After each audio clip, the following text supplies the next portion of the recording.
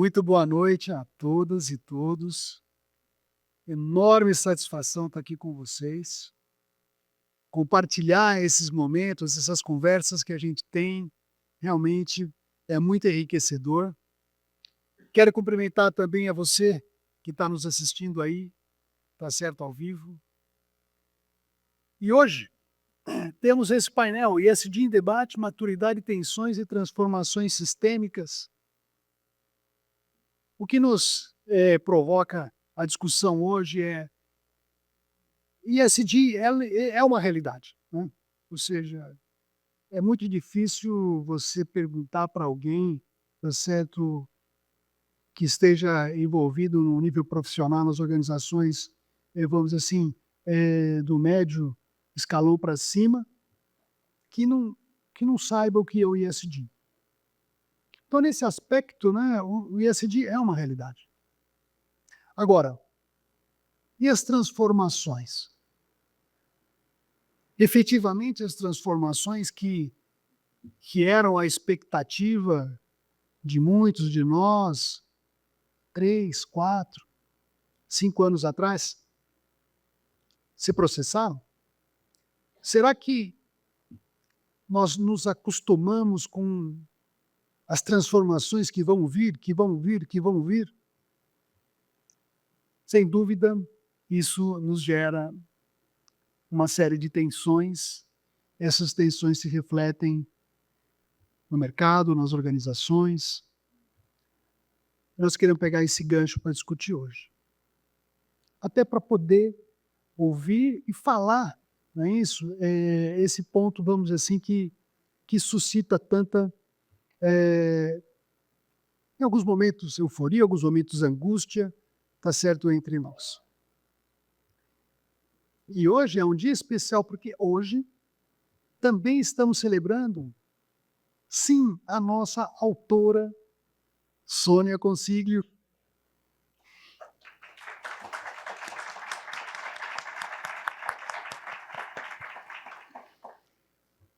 Com o livro #Vivi para Ver 2. É 2, não é?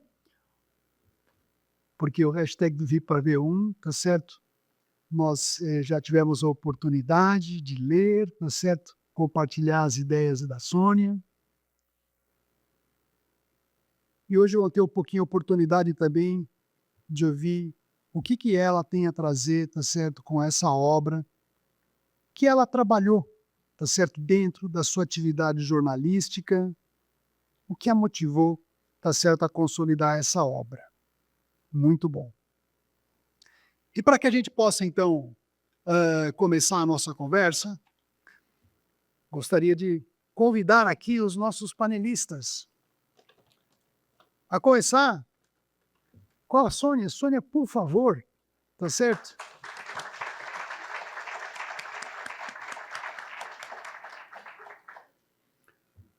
O currículo da Sônia eu nem, tá certo? Eu nem me arrisco, tá certo, a começar a falar, mas eu quero dizer que ela é SDG Pioneer pela ONU, especialista em sustentabilidade, conselheira, palestrante, claro, professora do nosso curso Stakeholders ESG desde o começo, nos ajudou a formatar, nos ajudou muito, a sua contribuição muito relevante, Sônia.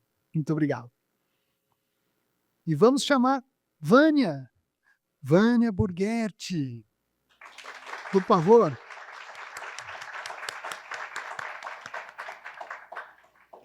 Vânia, para quem não sabe, board member do ISBA e do Shift Project, membro do CBPS e do International Standard for Accounting and Reporting, coordenadora da Comissão Brasileira de Acompanhamento do Relato Integrado e coordenadora operacional do GT de Regulamentação do Relato Integrado. Claro, professora também aqui do nosso projeto Stakeholders ESG.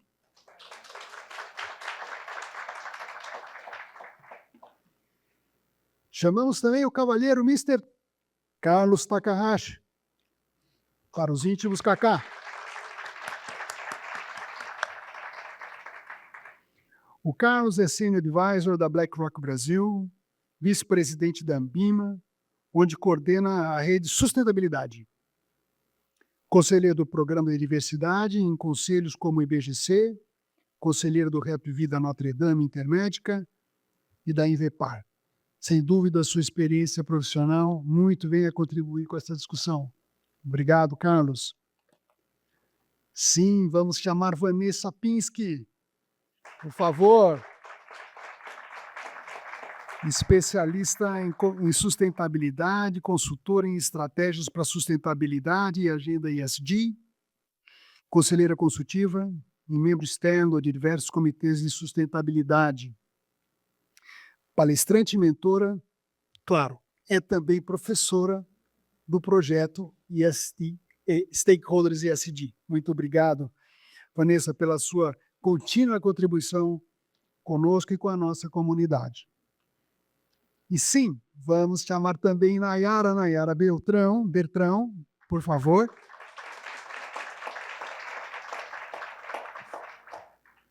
Jornalista de Economia, Finanças, Negócio e Sustentabilidade, editora de ESG do jornal Valor Econômico e do portal Notícias sobre Clima e Sustentabilidade, Um Só Planeta.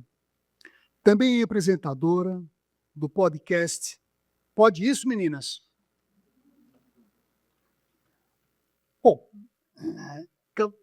por favor, tá certo? Sintam-se confortáveis para sentar.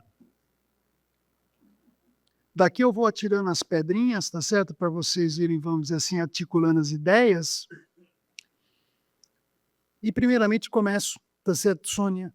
Afinal, estamos aqui celebrando mais uma obra sua. Você escreveu o hashtag Viver para Ver 2. É um cenário, uma conjuntura cheio de avanços e desafios. Será que a gente tem que dar 2 passos para frente e 1 para trás? Será que é sempre assim? O que te motivou a reunir essas reflexões nesse novo livro, Sônia?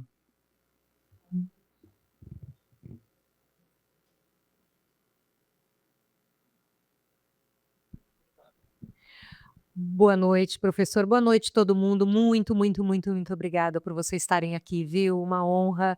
Lilian, obrigada. Cadê Lilian? Ali, querida. Obrigada. A ideia foi dela num almoço que a gente estava, eu, ela e Vanessa. Nem tinha nome o livro. Eu falei, eu vou publicar um novo livro. Ela falou, e nós vamos lançar na FIA. Então, gratidão por essa casa que eu tanto respeito. E Cacá, Vânia, Vanessa, Nayara, obrigada pelo tempo de vocês. A culpada é ela, eu vou falar. Mas, enfim, professor, e professor, obviamente, uma inspiração sempre, obrigada. Esse livro, eu estava pensando ano passado na COP30, que seria esse ano, né? Eu acho que, como todos os profissionais de sustentabilidade, um oi para quem está também ali no Zoom. Eu comecei a pensar, falei, puxa, COP30, né? A gente que está nessa estrada há tanto tempo, um momento tão emblemático para o mundo, aqui no Brasil. E aí me veio, assim, me ocorreu que fazia 5 anos que eu fazia artigos para o Valor Invest. Eu disse que a culpada é a Nayara, porque foi ela que me convidou para ser colunista do Valor Invest. No livro tem ali o Como Tudo Começou, que é o depoimento da Nayara. Eu falei, poxa, são 5 anos... justamente num período 2020, pandemia, né? O boom do ESG. Outro dia a gente estava na Linambima, né, Cacá? E num painel, e o Luiz Pires falou assim, a gente, quem é dessa área sabe que flertou com o burnout, né? Em 2020, 2021, porque tudo era ESG, né? Foi o boom do ESG, o que foi maravilhoso. E aí teve o boom do ESG, uma estabilização, e depois os tempos atuais que a gente viu ali, né, o pêndulo indo para um lado, indo para o outro lado. Então, me ocorreu que foram 5 anos de coluna, 109 artigos, e aí falei com a minha queridíssima agente literária, que está ali, a Heloísa Beluso, editora, Heloísa Beluso, da Heloísa Beluso Editora. Falei, Elô, vamos, o que você acha? Podemos lançar um segundo Vivi para Ver? Né? E ela, como sempre, aceitou e topou e me ajudou a concretizar esse sonho. Né? Então, é isso. Eu pensei assim, são 109 assuntos que permearam 5 anos refletindo sobre questões de sustentabilidade, sobre o mundo. Eu falei, eu acho que isso tem um valor. Né? Pensem muito em academia, pensem muito em escola, né? O senhor sempre fala isso, né, professora? A necessidade de ter esses conteúdos organizados. Mas eu ficava com uma dúvida se isso ainda teria valor. Eu falei, o que eu escrevi em 2020 para ser lido em 2025? E aí me ocorreu fazer os comentários atuais. Então, em cada artigo, vocês vão ver, tem um box azul ali, que é o comentário daquele tema no dia de hoje. O que eu penso daquela temática. Então, é isso. Eu acho que a gente tem aí, a gente vai conversar aqui com esse painel de altíssimo nível, 5 anos que muita coisa aconteceu, muitos desafios. Eu acho que o nome do painel é perfeito, maturidade, tensões e transformações sistêmicas, e a gente tem que viver para ver muito mais, A gente tem muita coisa para realizar aí adiante. Então, a obra nasce disso, nasce dessa reflexão de sistematizar um conteúdo e poder também refletir sobre esses assuntos hoje. E, para mim, sem me alongar, e já vou encerrar essa fala, foi um verdadeiro túnel do tempo. Realmente fazer a obra e ler 2020, aí ler sobre as COPs, aí todos esses assuntos que vinham vindo. E engraçado que alguns sentimentos é como se fosse hoje. A gente lê aquele artigo e fala, nossa, parece que eu estou falando de 2025. Então, acho que isso também nos ajuda a refletir sobre a história. Eu penso assim que, para melhor compreender o presente, a gente tem que olhar para o passado e poder projetar o futuro. Então, esse foi o objetivo e eu espero que ele tenha valor para vocês. Muito obrigada. Estou descobrindo aí essa atividade da Nayara, tá certo, por trás aí. Nayara foi aluna do nosso curso, veja só, que orgulho para o nosso curso ter a Nayara como aluna. Eu não sei que turma que foi a sua, Nayara? 14. Turma 14, não é? E a Nayara, tá certo, veio aqui no curso e ela foi fisgada pela pesquisa, viu, Sônia? Eu não sei se você está sabendo, mas ela está fazendo mestrado lá na FEA USP, ok? Muito bem, hein? Foi aprovada em rigoroso processo seletivo, tá certo? E está lá, tá certo, investindo, tá certo, nos estudos. Muito legal.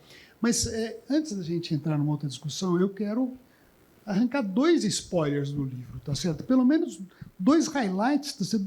Dois pontos assim que você se lembra que você gostaria de colocar, desse período, não é isso? 2 exemplos. Olha, eu acho que a gente tem as COPs, são cobertas ao longo do livro, e isso acho que fala muito. COP do Egito, depois todas elas. E eu acho que isso tem um valor para a gente entender e nos desafiar, porque estamos quase às vésperas de uma COP 30 aqui, o quanto a gente tem de expectativa que esses eventos, essas negociações deem resultado e quanto, às vezes, elas não dão na medida que a gente espera.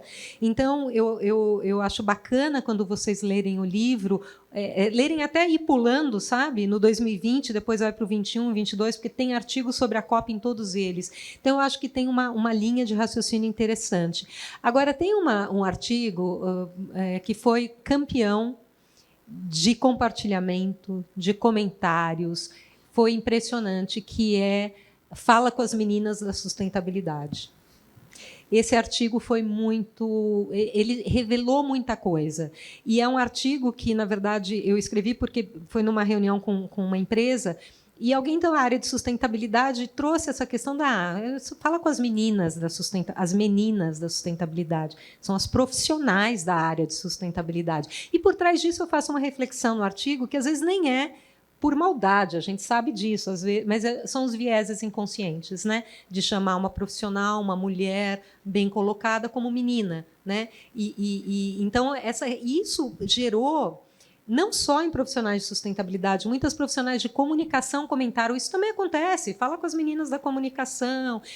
Então, esse artigo, eu achei que ele foi bastante profundo em provocar coisas que a gente, às vezes, vai falando, vai adotando sem perceber, e realmente e é interessante que aí, hoje, ainda hoje, comentam desse artigo comigo, falo, nossa, Sônia, eu não consegui nunca mais chamar ninguém de menina. Eu falei, não precisamos ser radicais em nada na vida, mas vale a reflexão. Então, e fora isso, eu acho que assim, os artigos que eu tento casar essa agenda com outras agendas, com RH, com compliance, com licença para operar. Então, eu acho que tem esse casamento, professor, com as demais temáticas, porque a gente sabe que é transversal, no fim. A gente divide, né, a gente põe sigla, mas, no fim, a gente tem que trazer as questões sociais, ambientais e de governança naturalmente para a realização. Então, eu acho que eu destacaria as COPs, né, e esse artigo que fala, que nos, pelo menos foi a minha tentativa, né, nos provocar a pensar em coisas que a gente fala e faz muito naturalmente e que pode não estar sendo tão positivo assim. Que ótimo, hein? Você não pode perder. Veja lá, tá certo? Leia, tá certo? O livro da Sônia, não é isso? E a gente nas redes sociais vai aí refletindo a obra dela. Muito legal. A propósito... E o senhor está citado, porque tem um artigo também, Vanessa também, nele. E já interrompi, né? Desculpa, mas, enfim, o artigo é Ninguém Solta a Mão de Ninguém. Né? E esse artigo, acho que página 92 ou 82, eu trago as minhas fontes de informação naquela época, né? Então, porque a gente tem milhões de fontes de informação. Então, eu fiz um artigo falando, poxa, o que eu costumo consultar? E aí, no box azul, eu trago os artigos, as fontes de informação atuais que eu trago. Então, vocês dois são citados ali. Então, bom, fico muito honrado, tá certo? Ficamos muito honrados, né? Mas, a propósito, creio que a liderança das mulheres nesse campo é um fato. Né? Ou seja, na memória é muito mais fácil nos lembrarmos das lideranças que são mulheres nesse campo de ESG. Do nosso programa, no nosso curso, eu não tenho a estatística, a Lilian é capaz de ter, tá certo? Mas, majoritariamente, são as mulheres que se interessam, tá certo, por essa temática. Né? Então, que bom, você está entendendo que as mulheres, tá certo, tomam a iniciativa e participam ativamente dessa temática. Bom, vamos começar aqui, então, um papo, tá certo? E eu vou fazer uma colocação e vamos fazer uma rodada, né, de ouvi-los, ouvi-las e ouvi-lo. Então, se nós temos aqui, olha, o Cacá está aqui, entendeu? O Cacá está aqui, né? Esses 5 anos, vamos colocar 5 anos, né? Não é que seja exatamente 5 anos, né, o ISD, mas nesses 5 anos, o que foi que mais evoluiu e o que menos evoluiu? Lembrando que, né, eu até algumas ocasiões eu falo, olha, se alguém chegar para você e falar assim, eu sou um especialista em ESG, desconfie, tá certo? Porque não é possível, tá certo, com tantas disciplinas distintas, não é isso? Alguém, como é que chama, poder ser especialista em ESG. Pode conhecer profundamente, de maneira geral, mas especialista vai ter que escolher qual campo do ISD vai querer ser especialista, né? Então, o que será, né, numa avaliação subjetiva, claro, né, com a experiência de vocês, né, o que mais evoluiu e o que menos evoluiu? Eu vou começar ali pela esquerda, tá certo? Quer dizer, a esquerda de quem está, tá certo, na plateia, né? Nayara. Oi. Vocês estão me ouvindo? Então, a partir da perspectiva da imprensa, né, eu acho que é mais fácil para mim. Eu acompanhei toda essa evolução nos últimos 5 anos, primeiro no Valor Invest, olhando para investimento, e, de fato, essa pauta ESG ela começou no setor financeiro e de investimento, então já se falava em investimento responsável lá atrás. Comecei a acompanhar o surgimento dos fundos aqui no Brasil, as discussões, principalmente ligada também ao empoderamento feminino, alguns até fundos específicos para investir em mulheres, em projetos de mulheres, e depois eu fui para mergulhar em ESG no valor econômico com o projeto do Prática ESG.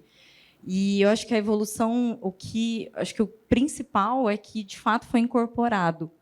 E a gente consegue ver isso claramente, primeiro, na própria imprensa, a quantidade de jornalistas hoje que já falam, a quantidade de CEOs lá atrás, sei lá, 3 anos atrás, era raríssimo, quando eu pedi entrevista para uma empresa, um CEO falar sobre sustentabilidade.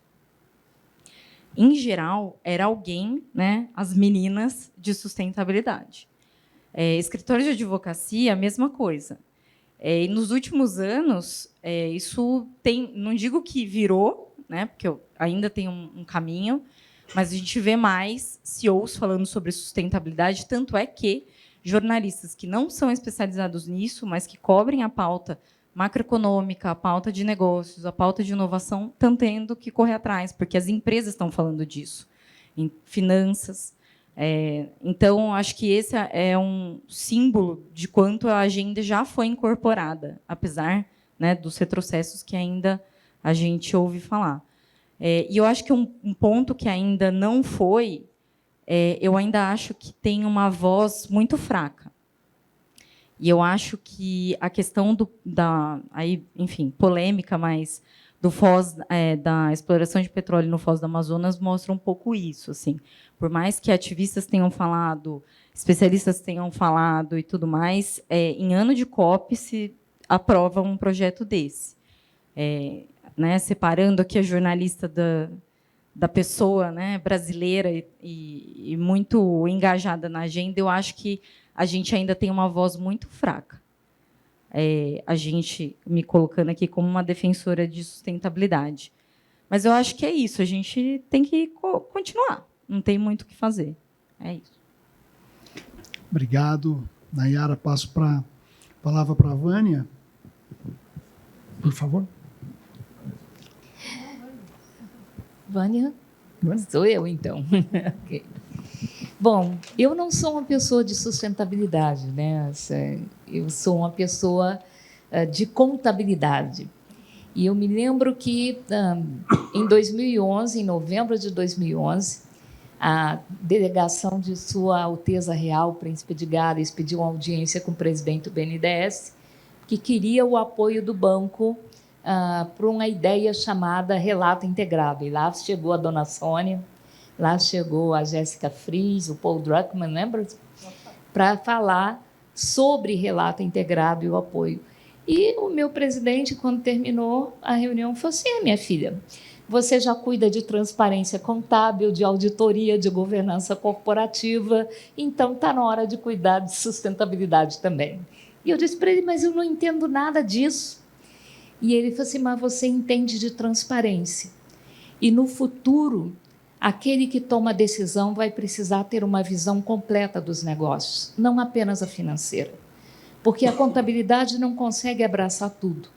A contabilidade é como se fosse a ponta de um iceberg e tudo aquilo que ela não alcança de natureza ambiental, social e de governança é a parte submersa. E nós sabemos que o que afunda navios não é a parte visível, é a parte invisível. Então, foi uma das maiores lições profissionais que eu ouvi na minha vida, e hoje, como contadora, eu já não consigo conceber uma empresa se dizer transparente se ela não se preocupa em mostrar também o lado ambiental, social e de governança. E acho que esse é um dos pontos que a gente ganhou nesses últimos 5 anos, João Maurício. Reportar sustentabilidade deixou de ser uma cartelinha de marketing e começou a ser levado a sério, inclusive por reguladores. E o exemplo disso é que, a partir de 2026, aqui no Brasil, reportar sustentabilidade de forma regulamentada, auditada e auditada no mesmo nível de exigência que o informe contábil já vai se tornar uma realidade. Então, esse eu acho que foi o grande ponto forte. E o ponto fraco é que nós não nos preparamos para isso de forma adequada. Né? A maior dificuldade para você lidar com sustentabilidade hoje é a falta de conhecimento sobre o tema. Então, não adianta nada a norma ser maravilhosa se quem vai aplicar a norma não conhece, se quem vai analisar os relatórios não conhece, se quem vai ensinar para os alunos não conhece, se quem vai tomar decisão dentro da gestão do negócio não conhece o tema. Então, acho que esse ainda é o ponto fraco que a gente precisa trabalhar mais. Muito grato, Vânia. Veja que eu quero só fazer um destaque. Semana passada, na FEA USP, na reunião de congregação, um professor que eu gosto muito, tá certo, recebeu a honraria de ser professor emérito da FEA USP. E esse professor chama-se... Tem 2 professores que, vamos dizer assim, que foram, que receberam essa honraria. Um deles chama-se Nelson Carvalho. E o professor Nelson Carvalho, tá certo, a Vânia conhece de longa jornada, foi uma pessoa que muito batalhou, tá certo, pela essa regulamentação, pelo relato integrado, não é isso? Alguém que já teve aí bastante contribuição, hoje ele é naturalmente um professor sênior, né? E o outro professor que foi também, que recebeu essa láurea importante, é o professor Adalberto Fischmann. O professor Adalberto Fischmann, atual presidente do Conselho Curador aqui da FIA, da nossa fundação. Aliás, que registro, viu, Sônia? Também a sua passagem pelo Conselho, a sua contribuição, tá certo, ao Conselho Curador da FIA, muito grato. Então, a obra do professor Nelson Carvalho foi reconhecida lá na FEA, viu? Fique sabendo disso, minha cara Vânia. Muito bem, agora eu vou passar, tá certo, para Vanessa. A Vanessa vai falar do clima, você quer ver? Não vou falar do clima. Bom, boa noite, pessoal. Alegria que estar aqui dividindo essa conversa aqui com vocês, aí, pessoal de casa, aqui, a todos presentes. Bom, eu acho que o que a gente avançou, é difícil falar dos últimos 5 anos sem lembrar quando a gente começou lá atrás, né, Sônia? Acho que no mercado financeiro, olhando especificamente aí no início do ano 2000 até 2010, aí, o quanto a gente estava construindo os alicerces aí para o que hoje a gente chama de agenda ESG, finanças sustentáveis, né? Mas eu não tenho a menor dúvida de que nós avançamos muito nos últimos 5 anos. Então, acho que olhando, não na perspectiva não de olhar para o copo cheio, não, é olhar o que aconteceu do início da pandemia e a maior percepção das lideranças dentro da organização de que não dá mais para fazer negócios da maneira que a gente fazia nos últimos 10 anos e chegar numa prosperidade econômica sem um equilíbrio ambiental, sem um equilíbrio climático, sem olhar para a questão da prosperidade, para a saúde e para o bem-estar das pessoas. Então, a questão, a centralidade da onde surge essa agenda ESG, a gente está falando simplesmente de perenidade das organizações, dos negócios, da resiliência das organizações, mas também a gente está falando de pessoas, né? Então, hoje o tema ESG ele está presente em todas as empresas. E isso aconteceu nos últimos 5 anos, pessoal, não tem a menor dúvida, por uma série de fatores aqui que a gente não vai fazer resgate histórico, mas a percepção da integração dos riscos sistêmicos que hoje a gente tem, a crise da biodiversidade, as mudanças climáticas, o impacto, a dependência que os negócios têm dos serviços ambientais que são providos por meio da manutenção da floresta em pé, olhando até na perspectiva de como que os negócios prosperam numa sociedade que não está bem, né? Com altos índices de pobreza e desigualdade, questões de saúde mental, todos esses são exemplos de temas que são problemas complexos e sistêmicos, e eles impactam o negócio. E simplesmente é por isso que hoje a gente discute modelos de negócios sustentáveis, olhando para a centralidade de diversos temas materiais aí que estão nos pilares sociais, ambientais e de governança. Essa discussão avançou demais. E foi, de fato, nos últimos 5 anos. Então, embora a gente sempre, no momento de crise, olha o retrocesso da agenda da agenda woke, da agenda ESG, etc. e tal. E outro dia eu até estava lendo um artigo de um colunista na Folha de São Paulo, e ele falava o seguinte: mas foi bom que isso aconteceu, porque simplesmente deu transparência a organizações que nunca tinham a agenda do clima e a agenda de diversidade, equidade e inclusão como uma agenda de negócios. E quando a gente não tem isso incorporado no modelo de negócio, simplesmente significa que a gente nunca teve a intencionalidade de levar para a prática o que está acontecendo. Então, o retrocesso a gente já viu várias vezes. Talvez ele nunca se concretizaria, né? Principalmente olhando para companhias aí multinacionais dizendo que agora não é mais meta, agora virou intencionalidade ou ambição, né? Isso não existe, né? Então, acho que avançamos bastante, a pauta está lá, tem setores que são mais vulneráveis a diversos problemas que estão avançando mais, outros nem tanto. Mas aí a segunda pergunta, o que a gente não avançou, né? Eu acho que a gente não tem avançado no senso de urgência para resolver os problemas na escalada que eles estão impactando os negócios e a sociedade. E isso tem uma relação total com a agenda de governança. Se relaciona, né, Edson, Lilian, com o curso, professor, com a questão ética dentro das organizações. Então, acho que o olhar para a cegueira ética não é que... Não, tenho dúvidas se falta ainda conhecimento sobre o impacto da mudança climática nos negócios e o custo da inação, que é muito superior à doação. Aqui a gente está olhando para a perspectiva da cegueira ética, do negacionismo, porque o tempo da natureza é de milhões de anos e o tempo das empresas geralmente é no trimestre dos relatórios econômico-financeiros da organização, né? Então, acho que o que a gente não está avançando é no olhar do que a gente precisa fazer para ontem. E que isso tudo que está acontecendo agora impacta não somente os negócios, mas a nossa saúde, o nosso bem-estar, né? Acho que é isso. Muito grato pela sua intervenção, Vanessa. Desculpe a minha provocação. Provocação é como, por exemplo, como a Vânia disse, né? A gente na regulamentação, na contabilização, a gente tem exemplos concretos, tá certo, desse avanço. E falando dos stakeholders, não é isso?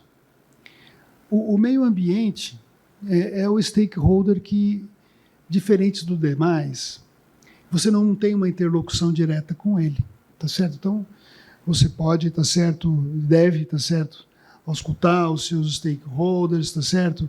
Procurar melhor responder, e isso cobre uma grande parte, vamos dizer assim, da agenda ESG. Mas o meio ambiente, não é isso?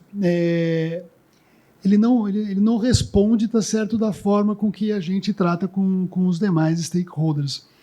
E todos os eventos que a gente vem observando, né, climáticos, né, puxa vida, impressionante, será que em Porto Alegre, de novo, não é isso? E olha que nós estamos em junho, não é isso? Quer dizer, agora já entrando em julho, realmente é muito preocupante. Então, passando aqui para o cavalheiro, tá certo? Mr. Carlos. E na sua visão, o que avançou e o que ficou para trás? Vocês me deixaram um desafio grande, né? Depois de todas Mas essas mulheres... Eu deixei antes da todas Sônia. essas mulheres incríveis, né? Não, ninguém está antes da Sônia nunca. Deixa eu fazer uma ressalva aqui, né? Mas, enfim, boa noite a todas e todos. Obrigado pelo convite. É uma honra, um privilégio estar aqui. Boa noite para quem está lá em casa no quentinho assistindo a gente, né? Mas eu vejo assim, né? Até a Sônia, só vou abrir um parênteses aqui antes de responder diretamente a sua pergunta, professor.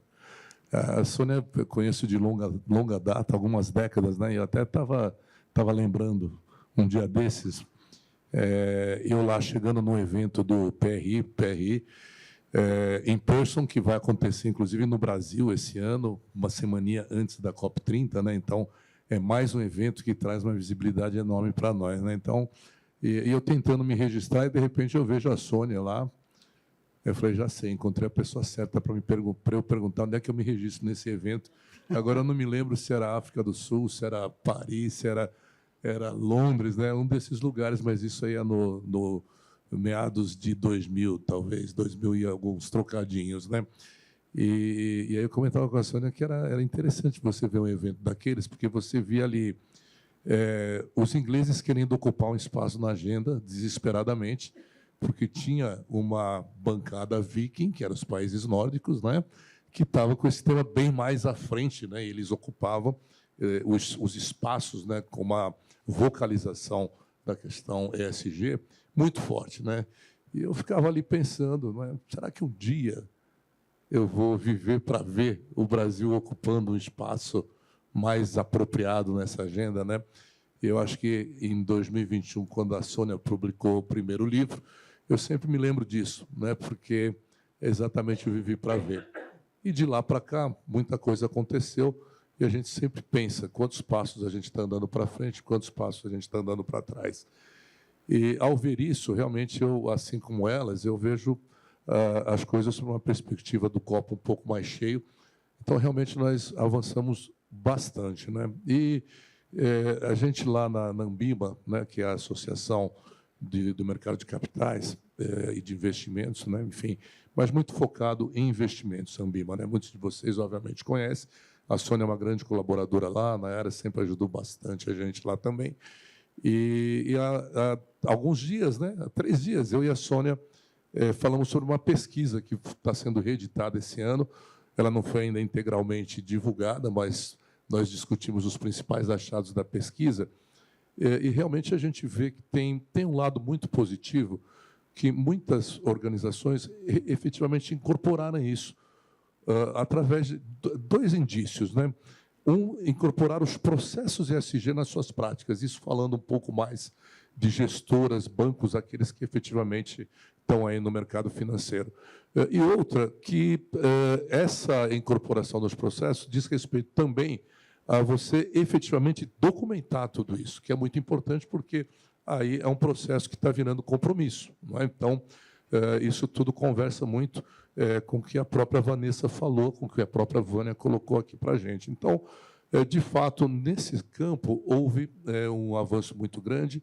O dono da caneta, que tem uma influência muito grande, também é um dono de caneta mais comprometido, e ele traz a liderança, traz uma influência incrível nessa agenda, porque ele é quem efetivamente conduz ali a batuta e é quem efetivamente vai transformar processos e etc., etc., vai transformar em cultura, que é o que você precisa para que efetivamente isso permeie a organização como um todo. Então, de fato, houveram avanços bastante relevantes. Agora, eu fico preocupado com 2 coisas, né? E o vai e vem das coisas sempre me traz essa preocupação. Com relação... Agora eu me esqueci quem usou a palavra perenidade, e eu gosto muito, porque você só alcança a perenidade quando você tem convicção. Então, eu quero ver mais convicção, porque a convicção vai trazer mais consistência ao que nós estamos falando aqui. E a gente só muda as coisas para valer se tem convicção e tem consistência. E, efetivamente, você está falando em propósito. Então, eu tenho essa preocupação. E aí, como alguém que está no mercado financeiro, eu tenho uma outra preocupação, que é que isso tudo se traduz em preços.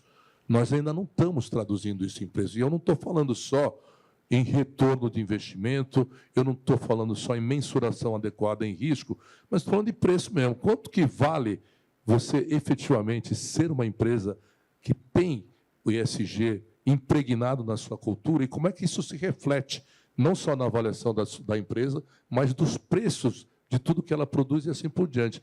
Nós ainda estamos fazendo o quê? Nós ainda estamos colocando um sobrepreço sobre aquilo que é sustentável.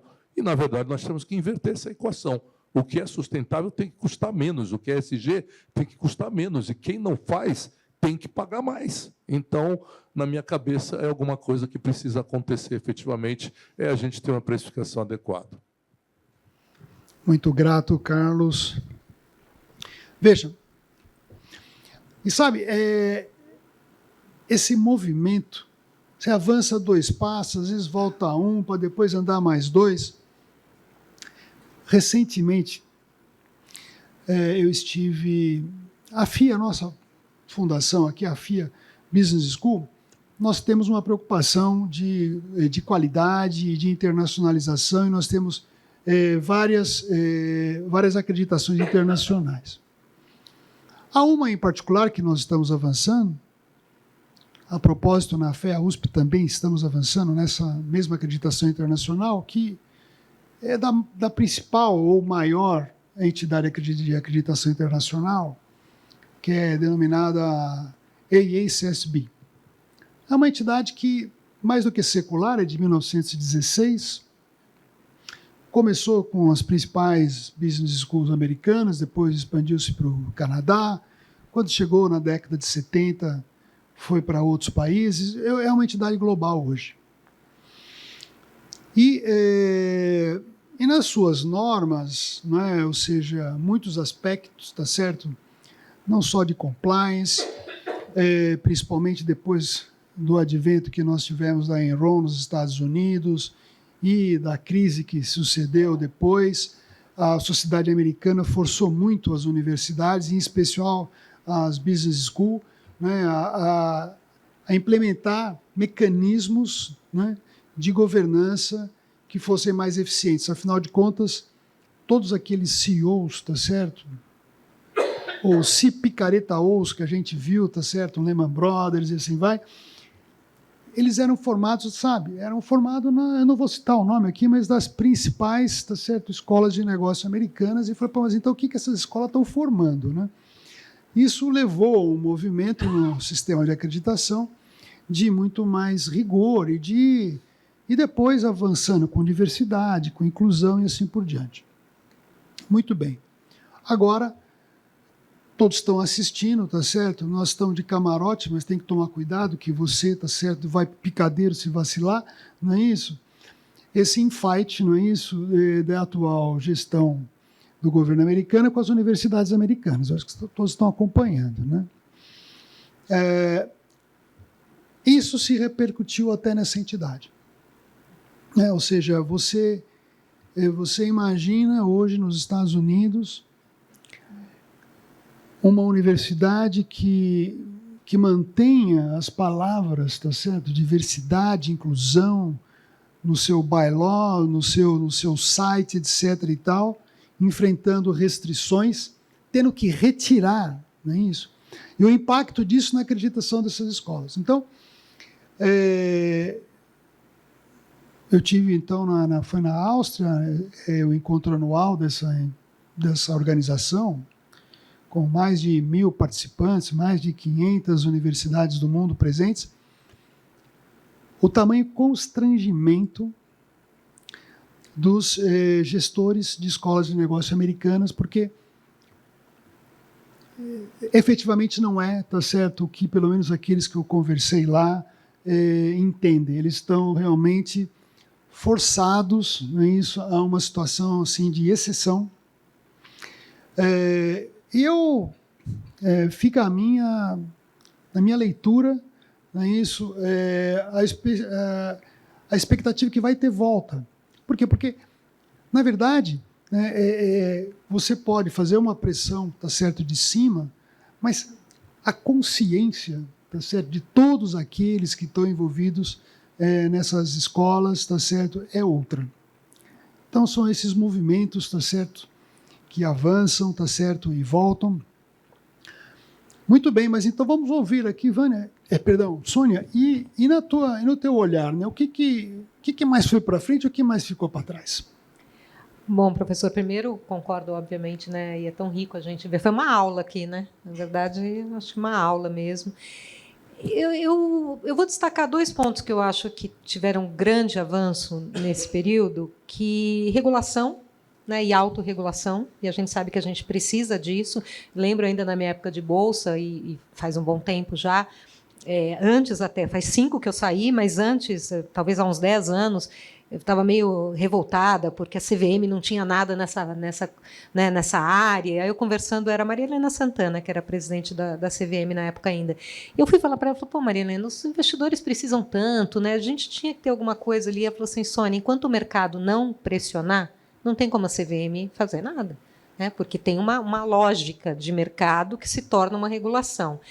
Então, é bem viver para ver mesmo, né? Quando a gente vê que o Brasil é o primeiro país do mundo que adota essa regra que a Vânia falou, de se tornar transparência, informações de sustentabilidade com financeiras a partir de 2027, relativo a 2026. Então, e a gente tem aí o mercado de carbono que foi aprovado, né, na última COP, a gente está falando disso há quantas COPs, né? E aí aprova aqui no Brasil também, tudo bem, demora pelo menos 5 anos, até 2030, tem uma série de fases para a implementação desse mercado aqui no Brasil, mas aprovamos. Então, acho que regulação, autorregulação, porque aí entrar na regra, né? Aí a gente acaba com o mundo paralelo, né, da sustentabilidade, porque é regra, você vai ter que cumprir, né? Então, regulação, autorregulação. E o segundo é liderança, né? Liderança. Eu acho que e aí pandemia para mim foi decisiva nisso, foi decisiva, porque as lideranças perceberam ali, né, uma questão de saúde social relacionada ao meio ambiente, colocou a economia em lockdown. E realmente ali eu acho que a gente teve um despertar, né? Professor Edson, do quanto a gente tem que olhar para tudo isso junto. Eu sempre comento um exemplo que me marcou muito. Eu estava assistindo uma live, 2020, né? A gente era live, né? Naquela época, era o que a gente fazia, e era uma live só de CEOs. E aí, em um determinado momento, um CEO virou e falou assim: olha, esses assuntos são muito importantes, nós vamos começar a publicar as informações socioambientais da nossa empresa. Aí eu pensei assim, coitada da turma de sustentabilidade que publica há 10 anos o relatório de sustentabilidade. E o CEO, não é que ele não sabia, porque ele tem que assinar minimamente a carta, né, do CEO, que todo relatório que se preze tem. Mas ele não dava atenção para aquilo. Aquilo era uma coisa da área de sustentabilidade, não dele, CEO. E o que eu percebi fortemente a partir da pandemia é que aquilo se tornou agenda do CEO e agenda dos conselhos. Hoje eu sou conselheira de administração porque sou especialista nessa área, né? Foram buscar essa expertise. Então, para mim, liderança e aí por trás da liderança vem o que eu também coloco que avança muito, que é trazer para o negócio, né? Que é isso que a Vanessa falou, quer dizer, essas questões entrarem no negócio. Porque a visão da liderança. Por que vocês estão aqui hoje? Porque vocês acharam relevante. Vocês abriram espaço na agenda de vocês, segunda-feira, frio, para estar aqui. Quando é que um CEO pauta alguma coisa? Quando ele vê importância. Se ele não perceber que aquilo tem uma relevância, vai continuar saindo da área. E eu acho que a gente avançou demais nisso. O que eu acho que não avançou tanto, e aí tem total relação com o que o senhor trouxe, professor, é o mundo, né? O mundo. As guerras, gente, a gente voltou a ter esses conflitos absurdos que não. Vários artigos vocês vão ver aí nos boxes azuis, várias vezes eu coloco, espero que quando esse livro tenha sido publicado, tenha acabado o conflito em Gaza, tenha acabado a invasão na Ucrânia, vários boxes vocês vão ver, que era o meu desejo profundo, né? Então, a gente tem todos esses conflitos geopolíticos, a gente tem uma agenda que, infelizmente, vai de acordo com decisões políticas, né? Um determinado governo que tem um olhar, direciona para um lado ou para o outro. E aí a gente vai ficar... essa agenda, e qualquer agenda, não é só a socioambiental, qualquer agenda depende de uma situação macro, né? Depende de uma situação macroeconômica, geopolítica, etc. Então, acho que, assim, como o mundo... É uma pena a gente ver, né, que a gente já poderia estar muito mais lá na frente. Muito mais lá na frente. E aí, sem me alongar, mas é isso, quer dizer, a Rússia invade a Ucrânia, cria uma crise de energia, não é verdade? Quer dizer, eu tenho que recorrer a fontes de energia não renováveis para poder aquecer a população, e aí eu não vou ligar? Eu não vou ligar a termoelétrica? Eu vou deixar as pessoas morrerem de frio? Obviamente não. Obviamente que eu vou ligar. Isso vai colidir com toda a agenda de energia renovável, a vida como ela é, né? E eu acho que a gente tem que ter essa resiliência, essa clareza para entender e poder separar o que é de fato um retrocesso, que em algum momento vai ter que voltar para a agenda, porque não tem caminho, e o que é um movimento realmente que depende de outra situação macro. Então, eu acho que o mundo, né? E aí a gente pode detalhar o que na agenda acabou não avançando tanto, e eu concordo com tudo que foi falado aqui. Mas eu acho que a gente precisa, como mundo, avançar, né? Muito grato, Sônia. E aqui na plateia? Quem é que vai atirar a primeira pedra aqui? Muito bem. Então... Eu sou a Renata Ribeiro. Acabei de terminar o primeiro curso de Ética nos Negócios. Super feliz de estar aqui com os meus colegas. E a minha pergunta é para a Vânia, com quem eu tive aula no curso do ESG ano passado, CG Stakeholders. Vânia, como colega aqui CRC. Quais são os desafios que você vê que as empresas que ainda não entenderam a importância de se preparar para as novas obrigações do IFRS? Como que você vê esses desafios? O que você recomendaria para as empresas e para os contadores que vão estar preparando esses reportes? Pela minha experiência, eu vejo que tem muita gente que ainda não entendeu o que está prestes a acontecer. Obrigada. Bom, em primeiro lugar, ressaltar mesmo o que você falou. Os contadores têm um papel preponderante ali. Porque a norma IFRS S1 e S2, ela não é uma norma de sustentabilidade. Ela é uma norma para trabalhar aquilo que o Cacá mencionou, para trabalhar a obrigação da empresa mostrar o impacto que sustentabilidade tem sobre a posição financeira dos negócios. É isso que ela faz. Então, para reportar isso, o contador não pode fazer sozinho, né? Eu sou contadora, já disse, não entendo nada de sustentabilidade. Mas, por um outro lado, um profissional de sustentabilidade também não.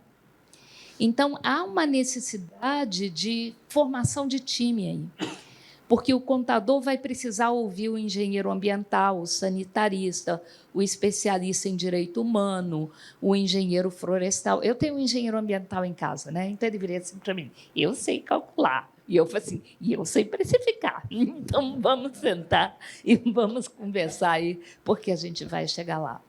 Então, essa é uma coisa que as pessoas precisam perceber.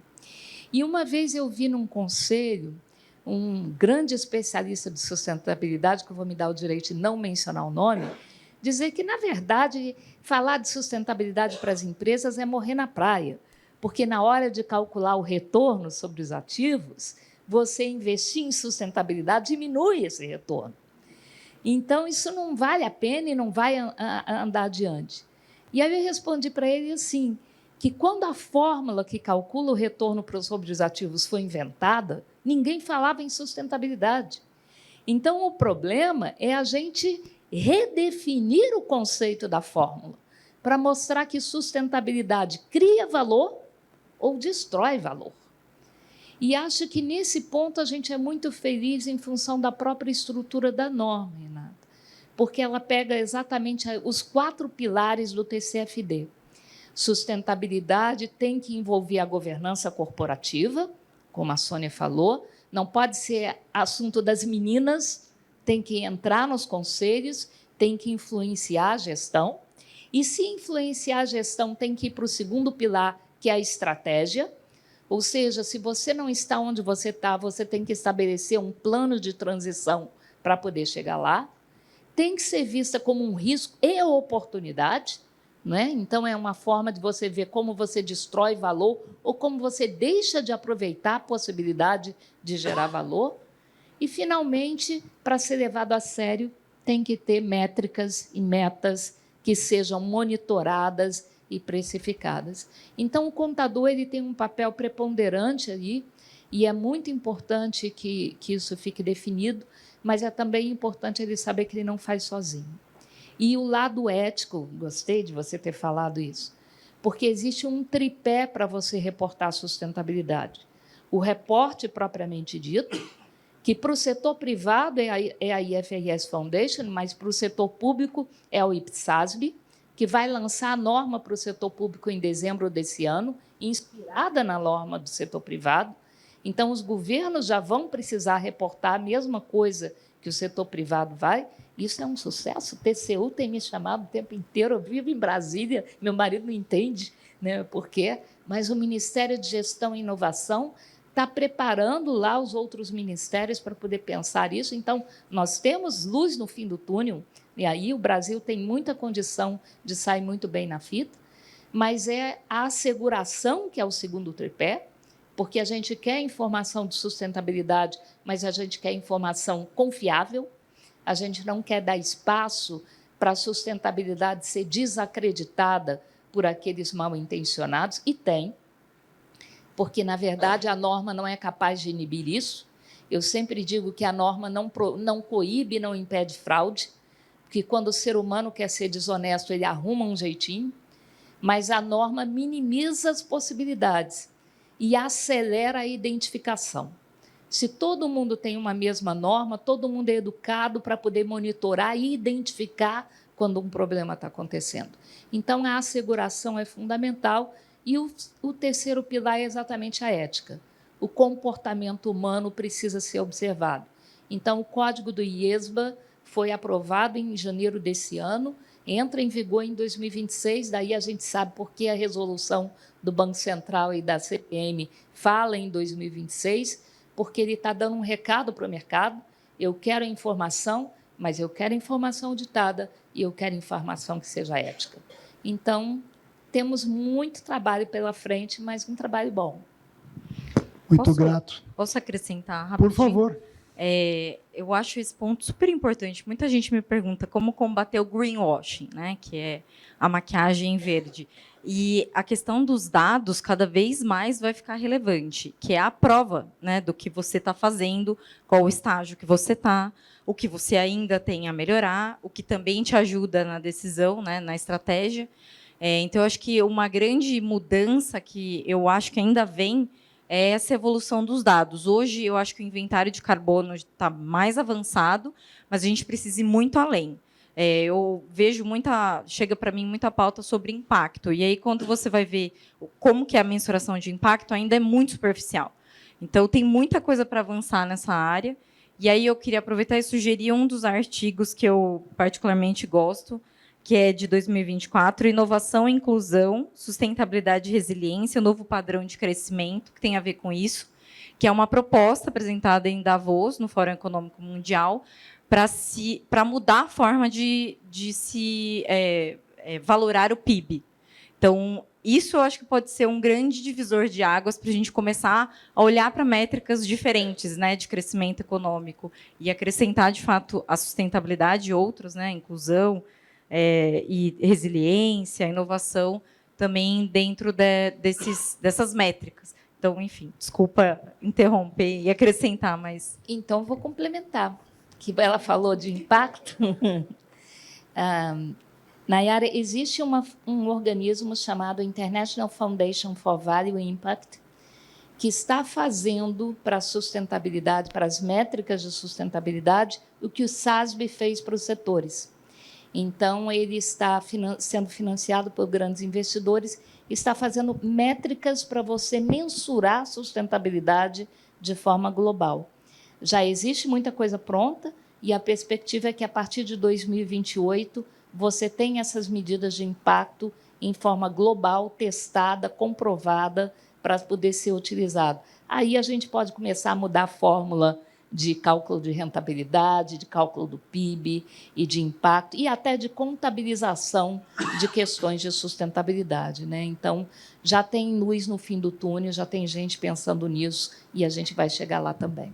Professor, eu só queria destacar, que legal que você falou desse artigo, Nayara, porque assim, esse documento é muito relevante, gente. Foi publicado pelo Fórum Econômico Mundial, no escopo de Davos, chama O Futuro do Crescimento, e ele propõe um novo olhar justamente para calcular crescimento econômico, com base trazendo essas 4 variáveis para dentro da fórmula: inovação, sustentabilidade, resiliência e uma 4ª, mas inclusão. Quando ele fala sustentabilidade, ele usa a palavra sustentabilidade, mas, na verdade, o fórum está falando de meio ambiente, especificamente, né? Ele usa sustentabilidade, mas ele está trazendo essas 4 dimensões. E aí, assim, o quanto é forte isso, né? Principal locus econômico propondo, e aí não é só o framework que eles propõem ali. Na verdade, eles estão fazendo todo um movimento junto a formadores de opinião e especialistas para construir esse novo modelo. Então, assim, chegaremos lá, isso aí que a Vânia falou mesmo, chegaremos lá, e é muito relevante ver esse tipo de movimento, né? Viveremos para ver. A propósito, né, já em 2020, né, é que 2020 foi o ano que começou a pandemia, né? E a mídia basicamente virou pandemia. A gente só consumiu pandemia 2020, né? 2021 já começou a mudar, mas... E em 2020... teve o Fórum Mundial de Davos. Isso foi em janeiro. Terminou o fórum, já começou a fechar as portas, que a pandemia estava chegando. E teve o manifesto Davos 2020, aonde já pontuava, não é isso, que as organizações necessariamente precisavam voltar os seus propósitos, não só para os acionistas, mas para todos os stakeholders, né? Então, isso foi já pontuado lá. E meu pitaco aqui, minha cara Vânia, certo? Eu não exerço, eu tentei até cancelar o meu CRC, que eu sou contador, sou bacharel em administração e sou contador também. Porque eu não uso o CRC, eu não exerço a profissão. Mas não foi assim que o CRC entendeu, viu? Ele falou, não, na função que você está desempenhando profissionalmente, enfim. E duas informações. Atualmente, né, eu assino o balanço da Universidade de São Paulo. Não sou o contador da universidade, né, mas na minha posição eu assino o balanço depois dele e depois de mim o reitor assina o balanço. A contabilidade pública é um desafio quase intransponível, você está entendendo, para 90% dos contadores. Ela é muito diferente, tem muitas nuances. E a boa notícia é que existe um movimento mundial, tá certo? Procurando levar as normas contábeis de administração pública para aquilo que é mais próximo à realidade das empresas, que vai ser muito mais fácil, tá certo? Os analistas entenderem, inclusive como estão as contas do governo, né? Vamos dizer assim, do governo e dos órgãos governamentais. Então, acho que essa é uma boa perspectiva. O segundo ponto, que isso a gente discute no nosso curso de Stakeholders ESG, então, desculpa o repeteco para alguns alunos, é o seguinte,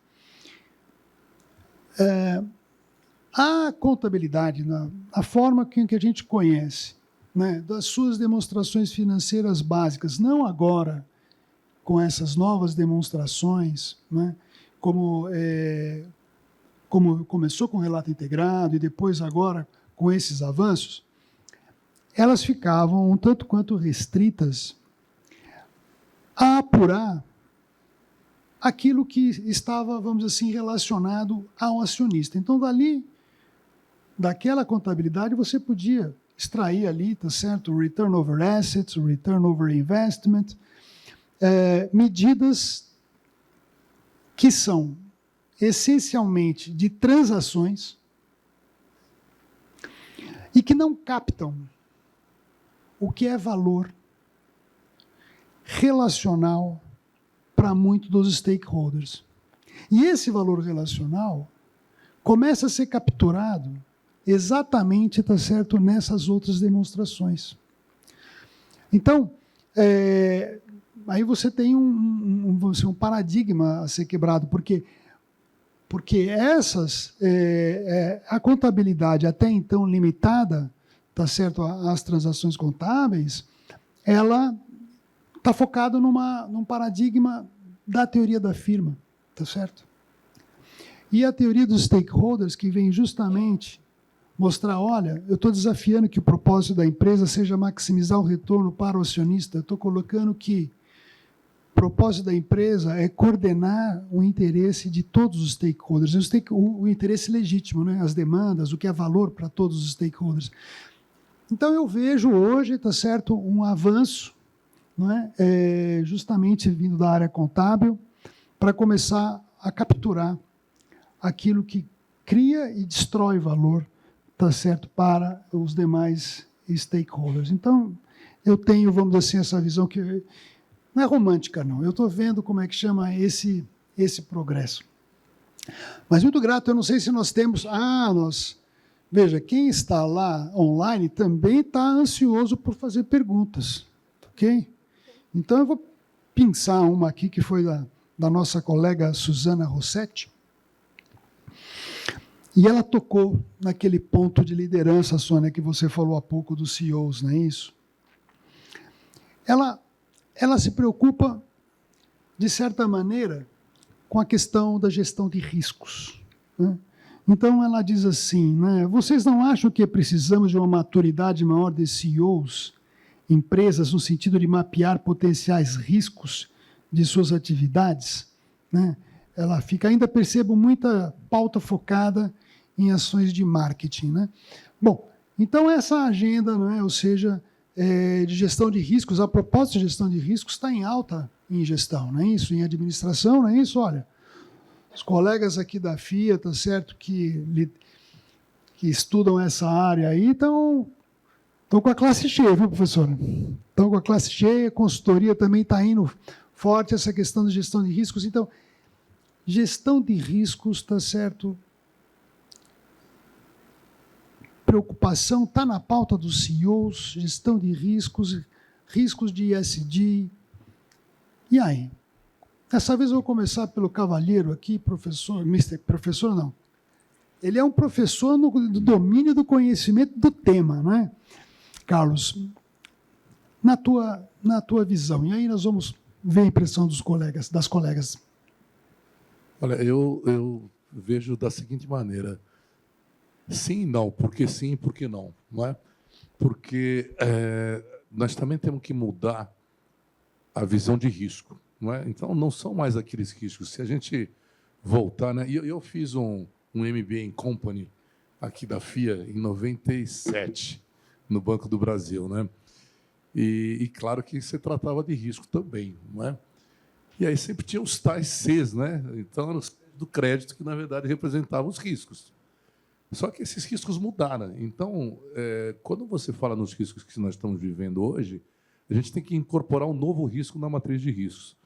Então, eu não tenho convicção de que os CEOs efetivamente têm essa visão, de que você tem um novo risco, que tem que ter um outro olhar e que tem que ter uma outra forma de mensurar.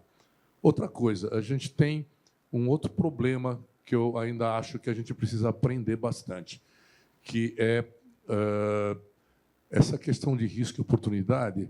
A gente coloca muitas vezes essas duas coisas do mesmo jeito na equação, né? E você nunca vai conseguir enxergar adequadamente uma oportunidade se antes você não mensurou os riscos. Aquilo não vai se transformar em oportunidade.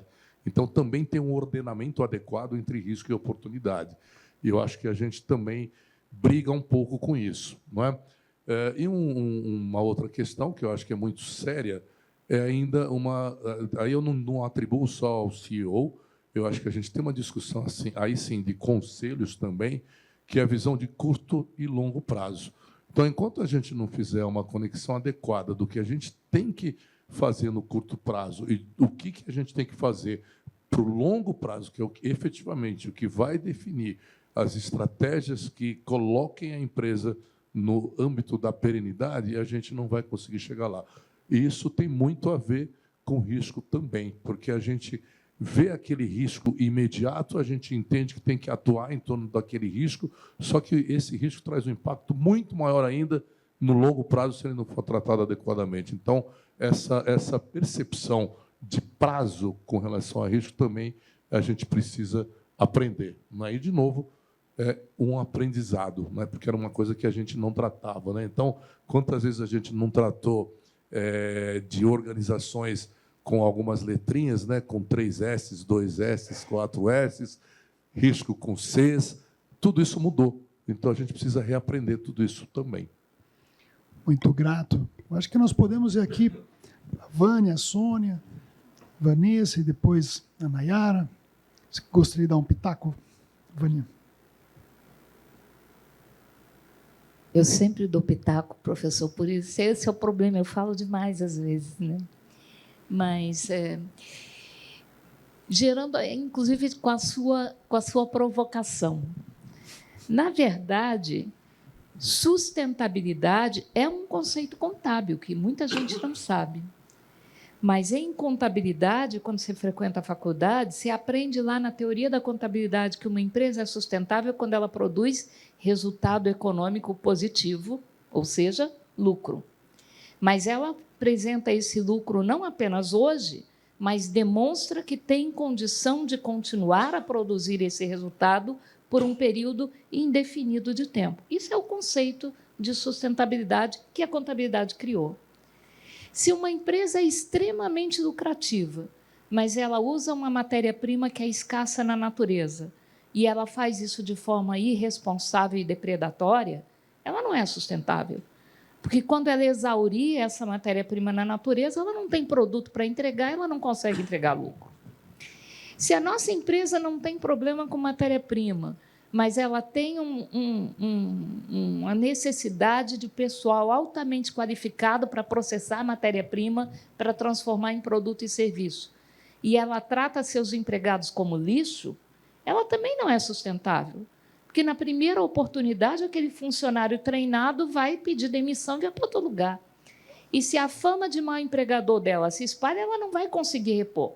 Então, a qualidade do produto cai, aí o lucro também vai desaparecer. E, por um outro lado, se ela é lucrativa, não tem problema de matéria-prima, nem sustentável, mas ela tem os contratos dela baseados em corrupção, em fraude, em práticas de governança não muito recomendáveis, quando isso explode, a imagem da empresa é comprometida, os clientes fogem, ela também não vai entregar lucro.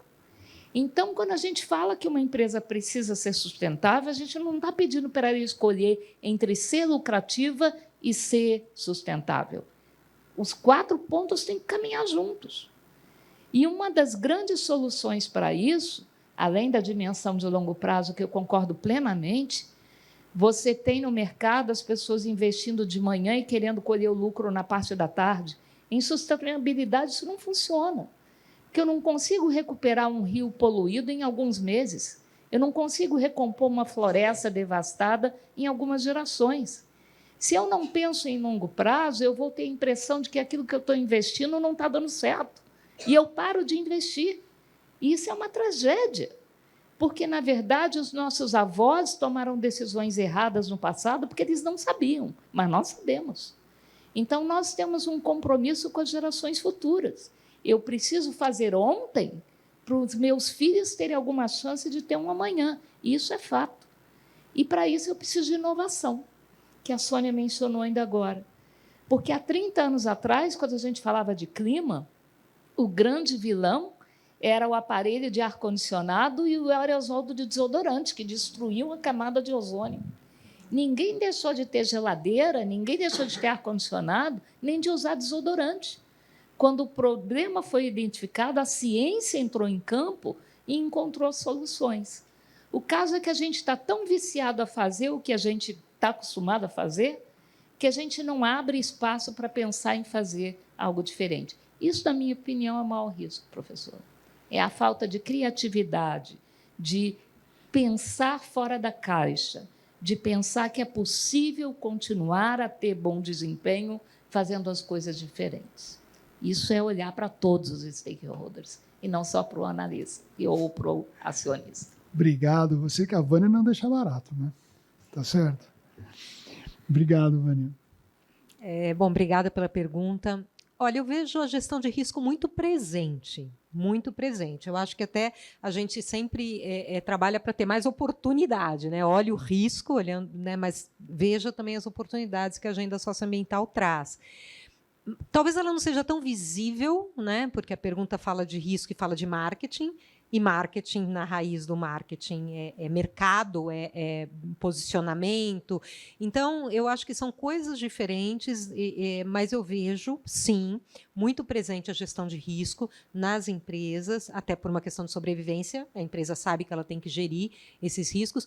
O que, às vezes, eu percebo, e até como conselheira, e isso já atuei em conselhos nessa linha, porque uma coisa mais tradicional em conselhos é você ver a matriz de risco, né? Probabilidade, impacto, isso toda empresa tem. Se não tiver, alguma coisa muito errada está acontecendo com aquela empresa. E, às vezes, o risco socioambiental não está naquela matriz de risco apresentada. Ele pode estar até mapeado, mas a matriz de risco não pode ter todos os riscos, e aí se escolhem os principais e plota naquela matriz. E eu já fiz isso em reunião de conselho. Eu falei, cadê o risco socioambiental? Aí você vê um silêncio, assim, não, mas é que... Então, assim, eu acho que talvez a importância dos riscos socioambientais aparecerem mais na matriz de risco, mesmo fugindo um pouco da questão técnica, né? Porque aí você fala, não, mas se ele não estava entre os 10, 15 principais, eu não vou pôr na matriz. Mas vamos pensar no médio e no longo? Será que a gente não pode adaptar essa matriz e ter uma forma diferente de olhar para essa matriz? Que sim, eu veja no Conselho de Administração os riscos socioambientais, que não são tão óbvios, se for, por exemplo, uma empresa de serviço, porque se é uma mineradora, se é uma siderúrgica, está lá, gente. Está lá desde sempre, né? Provavelmente não com esse nome, mas está lá porque está na raiz do negócio. Então, eu vejo, sim, a gestão de risco acontecendo. Acho que tem isso que o Cacá falou também, muito importante, que tipo de risco, né? Olhar o risco de uma forma diferente também é bastante importante. E que riscos você escolhe para gerir ali mais atentamente e frequentemente. Obrigado, Sônia. Vanessa? Bom, pessoal, acho que o mapa de riscos está lá, né? Mas quando a gente começa a ver nas organizações aquele planilhão Excel com 250 riscos mapeados e até passar pelos filtros, o que é risco estratégico, o que é risco de transição, o que é risco físico, e o que de fato é o mapa de riscos que é aprovado no âmbito da diretoria executiva e no conselho de administração, acho que a gente não evoluiu ainda com relação à percepção do impacto de alguns riscos sistêmicos, tanto na parte social, ambiental, quanto de governança, né? Eu acho que quando a gente vê, os últimos anos têm sido muito didáticos, né? Para mostrar a inação em fazer uma boa gestão ou mapear esses riscos, né? Seja em risco na cadeia de valor relacionado a uma agenda de direitos humanos, né? Que se materializa em impacto econômico, reputacional para as organizações, ou recentemente aqui, absolutamente sem a intenção de apontar dedos, um risco de você não ter uma governança em inteligência, em ética e inteligência artificial, impactando aí o mercado publicitário, né?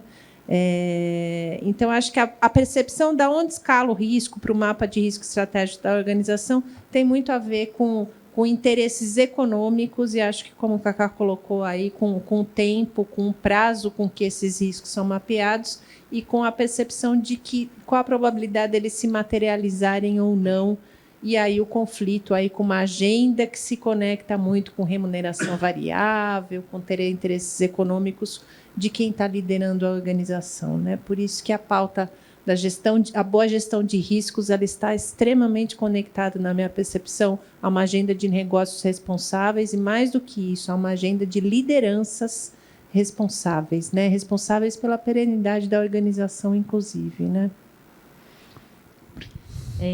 Bom, depois disso fica difícil, né? Mas vamos lá. Eu acho que o principal, e que eu vejo pouco, não que eu não veja, mas eu vejo pouco, são as empresas olharem para os riscos não óbvios. E aí eu estou falando desde o que a crise climática faz com um campeonato de futebol, que você tem que esperar horas, às vezes, para o jogo terminar, porque, né, situações adversas, e a gente vê também, né, acho que isso tem sido muito prático, né, para a gente olhar, mas, de fato, isso já está influenciando tudo. O quanto a infraestrutura, e aí infraestrutura tecnológica também tem um risco, né? A crise climática também pode trazer um risco, e aí a gente pode ficar sem internet, sem inteligência artificial, sem um monte de coisa que a gente vem discutindo e evoluindo, e é necessário. E isso pode ter também um impacto lá na ponta, né? Imagina se um hospital fica mais de mais de um dia sem os seus sistemas, né? O quanto isso não pode impactar. Enfim, eu acho que esses exercícios de risco não óbvios ainda não são muito comuns. E aí, linkado a isso, às vezes eu faço a provocação. Quem aqui, né, se você é executivo de uma empresa, você pensaria que ter uma Coca Zero no seu refeitório pode ser um risco para você? Eu faço, às vezes, essa pergunta, as pessoas não relacionam. Eu gosto de Coca Zero, tá? Não é nada contra, não. Mas a Coca enfrentou uma crise reputacional grande há pouco tempo relacionada ao aspartame que é usado. O Banco do Brasil foi processado por séculos atrás ter financiado o tráfico de escravos. a gente vê casos de litigância climática crescendo muito rápido. E, inclusive, executivos sendo responsabilizados por não terem olhado para essa pauta. Acho que a gente já vê, sim, um retrocesso, inclusive, nisso, mas existe e tem avançado. Então, eu acho que fazer esses exercícios de brainstorm pode ser bem importante, inclusive para executivos, né, para olharem para riscos que hoje talvez não sejam óbvios, mas eles vão ser em algum momento e você pode ser penalizado por isso, seja reputacional ou econômico. Então, enfim, se puder contribuir um pouco, depois que todo mundo já falou tudo que eu pensava, é isso. Professor, posso fazer só 2 adendos? Porque eu acho que pode ser útil eu casar com artigos, já que vocês estão com o livro aqui. Isso que a Nayara trouxe, eu não sei agora se, talvez há 2, 3 anos, o relatório de riscos globais do Fórum Econômico Mundial publicou um conteúdo chamado Riscos de Fronteira. Tem um artigo a respeito aí, que é justamente isso, os riscos não óbvios que a gente tem que olhar. Vale muito a pena ver. Riscos muitíssimo interessantes, e o Fórum fez esse exercício de analisar riscos de fronteira, eles chamaram assim. Então, essa... agora eu não estou lembrando a segunda. A litigância climática. Isso que a Nayara trouxe também, tem um artigo que até o título é Litigância Climática. Você sabe o que é? Se não, corre para aprender. Né? Porque realmente está na pauta total isso. Excelente, puxa vida, né? Diminuiu o nosso risco agora, né? Mas Renata Sua Graça, não é isso? Então, a Renata, a aluna, está certo, lá do nosso curso de ética, desculpa o merchandising, não é isso? Mas essa questão de ética empresarial, ela é um campo muito a ser desenvolvida, e aí eu vou falar no Brasil. Né? Eu, há alguns anos, quando visitando universidades americanas, cito o exemplo, por exemplo, da Loyola em Chicago, com departamentos de business ethics, né? Ou seja, você vai na academia americana de management, business ethics é uma divisão muito grande. Aqui no Brasil, tá certo, como é que chama, engatinhando. Nós ficamos para trás. Nós não damos a mesma importância. Daí não é uma questão de criticar. A crítica tem que ser bem introspectiva, porque aqui fica para trás. Então, nós aqui também estamos avançando nessa parte de ética empresarial. Não é só aqui, na FEA-USP também, no planejamento estratégico do Departamento de Administração da FEA-USP, nós temos concurso aberto, tá certo, para pesquisador na área de ética empresarial. Nós precisamos avançar muito nessa parte de ética empresarial. Mas, muito bem, temos perguntas do auditório, veja só. E não é a Luciana, mas, por favor, se apresente, Luciana. Boa noite, gente. Luciana Kamimura aqui falando, ex-aluna de Stakeholders ESG e ex-aluna agora da primeira turma de Ética em Negócios. Bom, acho que para quem está ouvindo a gente, eu sou uma mulher oriental, amarela, de cabelos cacheados aqui, estou vestindo um macacão estampado. A gente tem dentro do acrônimo ESG, o S ali sendo abraçado pelo ambiental e governança. Eu, como uma pessoa que atua no terceiro setor, tenho sempre esse olhar muito focado nas questões sociais que acontecem, não só dentro do nosso país, mas também mundialmente. Então, adicionalmente a tudo que já foi falado aqui, o que, na opinião de vocês, ainda falta para que o S seja, de fato, incluído nessas questões de estratégia e regulamentação e deixar de ser só um apêndice dentro do que a gente trata de questões ESG e também como ética em negócios? Porque, sendo originalmente formada na área de administração, a gente sempre ouve e propaga isso também, que toda empresa é feita por pessoas para pessoas. E a gente tem questões transversais de tudo que já foi tratado aqui que impacta diretamente em pessoas. Entretanto, eu acho que a gente ainda não tem tratado com a devida seriedade que deveríamos tratar dentro de questões estratégicas de negócio, olhando principalmente por essa transversalidade de ética em negócios. Então, o que falta ainda para que a gente possa avançar efetivamente? E aí eu trago como exemplo, me desculpem aqui, né? Eu acho que eu preciso trazer esse olhar quando a gente fala, por exemplo, da COP, que vai acontecer neste ano, onde vêm pessoas do mundo inteiro, empresas de várias regiões se concentram naquela região e a gente tira pessoas das suas residências para que possam ser locadas por um valor exorbitante, para que pessoas se reúnam lá para discutir desafios daquela região. Para mim, não faz o menor sentido. Então, eu queria entender como que a gente consegue contribuir como sociedade, como negócio, como empresa, para efetivamente vermos um avanço dessas questões. Muito bem. Eu vou, como o nosso tempo está ficando curto, eu vou pegar mais uma pergunta, além da dela, tá certo? E aí vocês se viram nos 30, tá certo? Muito bem. E sendo democrático aqui, tá certo? Pegando perguntas daqui e perguntas também do... o Evandro aqui? Então, por favor, Evandro, faça a sua pergunta e, junto com a da Luciana, a gente fecha a nossa sessão de hoje. Boa noite. Você pode Evandro, se apresentar. Obrigado. Evandro Melo, trabalho numa empresa de impacto social também, ligado ao S, e tem tudo a ver com a pergunta que a minha colega que me antecedeu aqui fez, e mais uma vez aproveito aqui a oportunidade para dar os parabéns para a Sônia, que acompanha há muito tempo desde a B3. Sônia, parabéns. É um orgulho para o Brasil ter pessoas como você. Obrigado de verdade. É muito importante para a gente.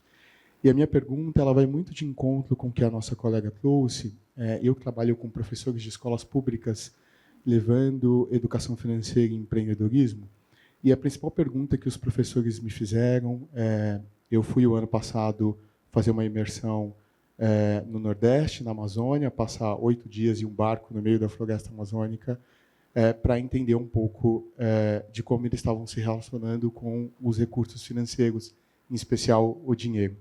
E aí, enfim, para encurtar, a gente está com pouco tempo, a minha pergunta é assim, como a gente pode trabalhar mecanismo para que esse tema saia da academia com uma linguagem muito mais acessível para quem está do outro lado? E aí a minha pergunta ela vai, em especial, também para a Nayara, no sentido de como a imprensa pode ajudar com que esse tema ele possa chegar numa linguagem mais acessível. Porque o que eu mais ouço dos professores, e a COP acontecendo esse ano no Brasil, é o que é ESG? O que é sustentabilidade? Os meus alunos estão perguntando e eu não sei como falar sobre isso para eles.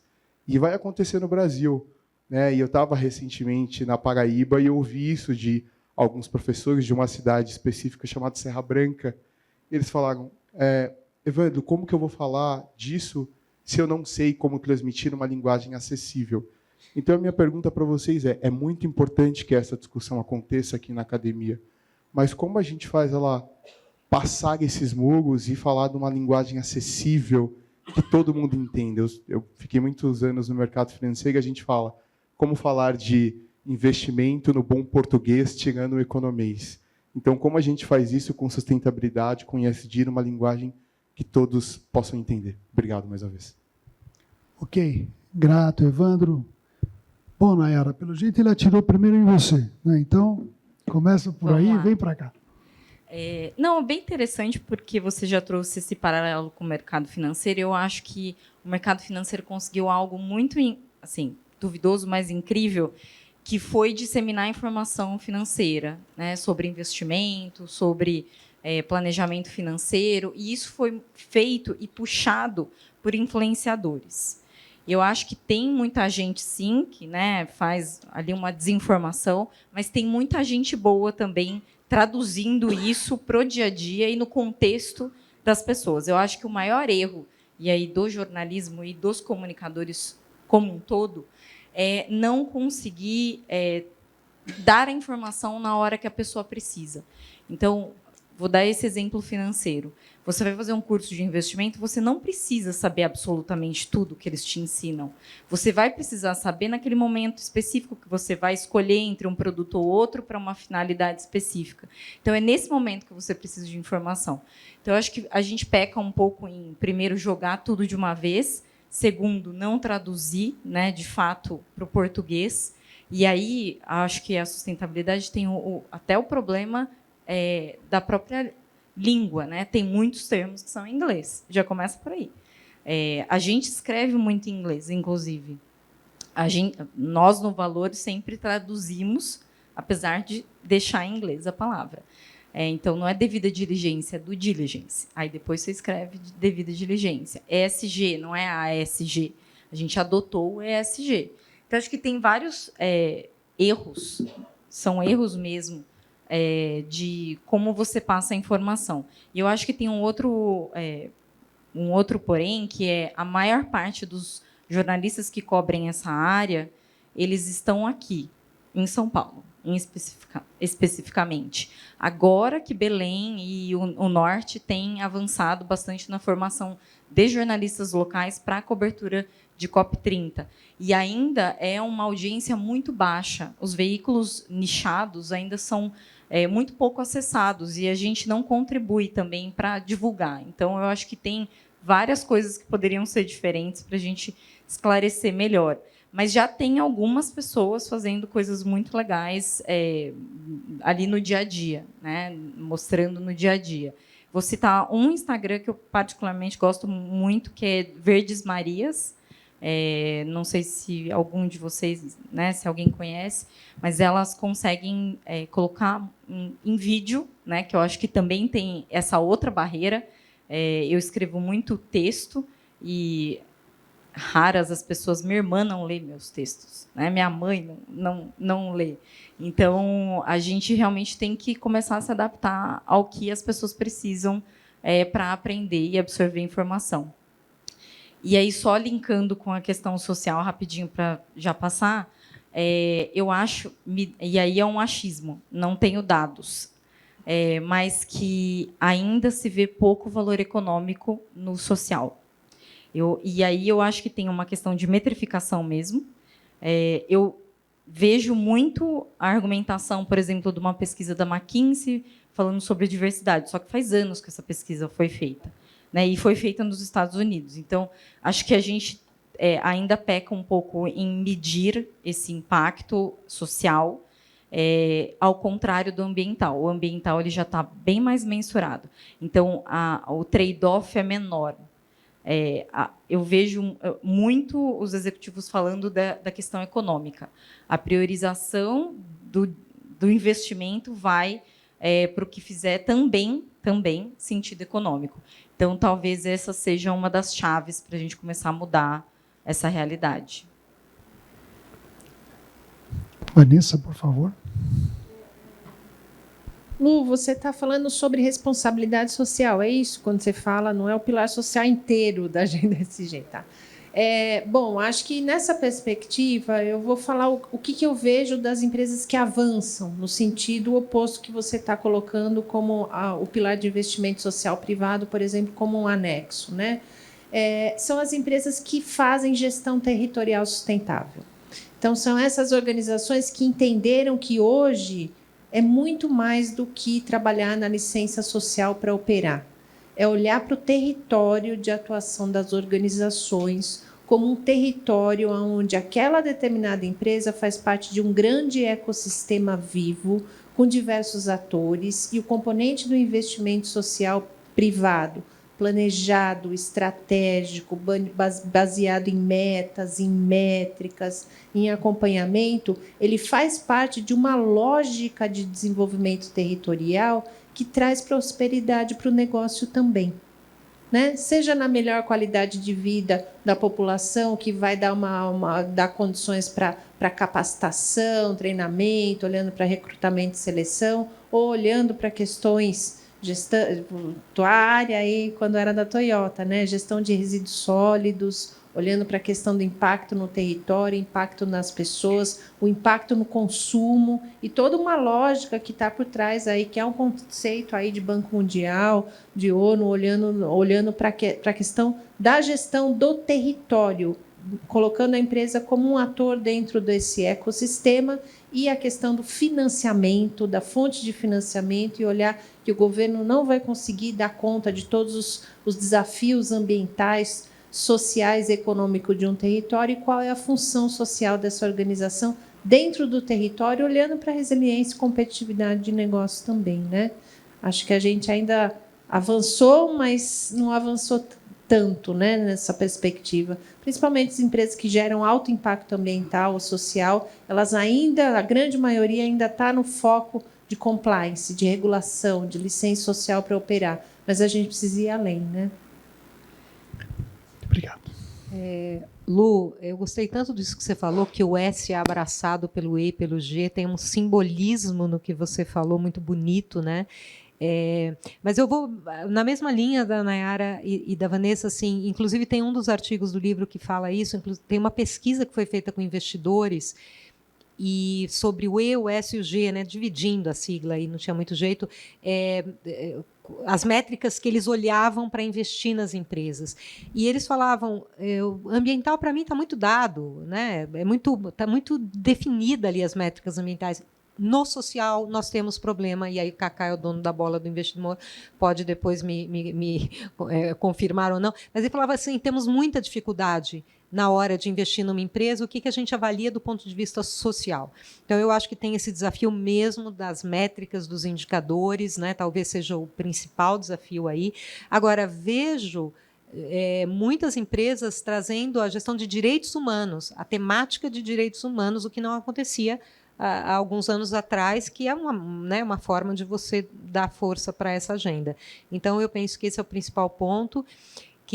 Muito importante você falar de COP30, né? Eu adorei o adjetivo exorbitante, que eu fico tentando achar o melhor adjetivo para definir essa loucura que é o preço das hospedagens em Belém. Nenhuma COP foi assim. Porque às vezes você escuta, todas as COPs aumentam o preço. Sim, não como foi no Brasil, como está sendo no Brasil. Tanto que às vezes as pessoas falam assim, você vai, né? Eu falei, não sei. Só se eu tiver o que fazer lá. Porque não é um evento de relacionamento. Não é. Né? E eu acho que a gente tem que ter essa seriedade e passar essa mensagem. E aí, Evandro, muito obrigada pelo carinho das suas palavras, me tocaram muito, muito obrigada. Acho que a Nayara já deu a mensagem. Eu só acrescentaria assim, uma das premissas da comunicação, a comunicação é o quê? É emissor, mensagem, receptor. A gente aprende isso no banco da faculdade, né? Muitas vezes a gente tem que alterar o conteúdo de acordo com o ouvido que vai nos ouvir. E a gente, em sustentabilidade, faz isso o tempo todo. Se você vai fazer uma reunião com o departamento jurídico, não dá para falar da mesma forma que você for falar com o RH. O conteúdo é o mesmo, mas você tem que mudar a forma, você tem que adaptar para o ouvido que vai te ouvir. Então, isso às vezes pode parecer básico, mas é muito importante, né? Então, de que jeito que eu passo essa mensagem, a primeira coisa é entender com quem você está falando. Aí depois você tem que falar do jeito que ele vai entender. Senão, e às vezes é isso, né? Lá atrás, lembra, nós, profissionais de sustentabilidade, ficavam reclamando, ninguém me ouve, né, na empresa, não é, Lu? Falava, a culpa é sua. Você não está sabendo se comunicar. Então, seria a dica que eu daria.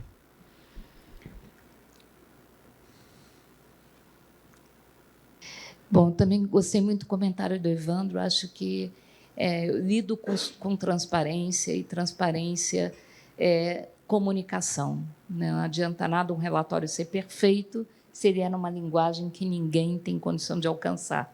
Então, para ajudar a tua vida, Evandro, além dos artigos da Nayara ali, o CBPF está fazendo alguns videozinhos explicando o básico do que são as normas de reporte. Então, entra no site lá do CBPS, procura a área de educação. Eu mesmo gravei vários videozinhos lá, de 5, 10 minutos, explicando no beabá como é que funciona. E, Lu, eu tenho uma paixão muito grande pelo teu tema, porque eu concordo plenamente com você. Eu sempre costumo dizer que as empresas existem para poder gerar produtos ou serviços que vão atender necessidades que são humanas, né?